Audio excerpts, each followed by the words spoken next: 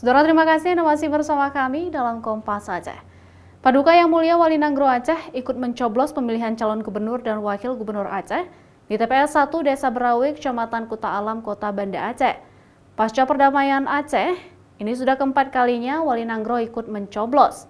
Harapannya siapapun yang terpilih tetap menjalankan butir-butir perdamaian MOU Helsinki demi kesejahteraan masyarakat Aceh.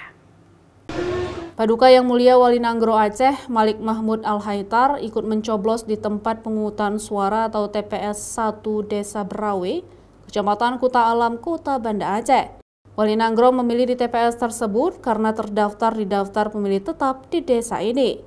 Sejak pasca perdamaian, ini sudah keempat kalinya Paduka Yang Mulia Wali Nanggro Aceh mencoblos. Wali Nanggro berharap pilkada kali ini berjalan dengan aman dan lancar, sama seperti 3 periode sebelumnya. Sementara itu, Wali Nanggro juga menghimbau kepada masyarakat Aceh agar datang ke TPS untuk memberikan hak suara mereka, karena ini adalah pesta demokrasi yang harus dirayakan oleh seluruh masyarakat Aceh. Mudah-mudahan apa yang dipilih, gambarnya wali kotanya dapat menjalankan tugasnya yang baik, yang diharapkan oleh masyarakat semuanya. Gitu. Dan kita juga begitu, secara demokrasi, siapa yang menang, ya kita akan dukung, gitu ya.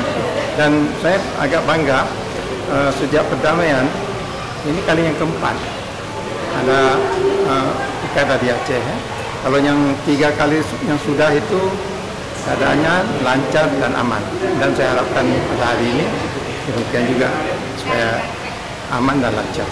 Wali Nanggro juga berpesan siapapun gubernur dan wakil gubernur terpilih nantinya harus tetap menjalankan pemerintahan sesuai dengan butir-butir perdamaian MOU Helsinki demi pembangunan dan kesejahteraan Aceh.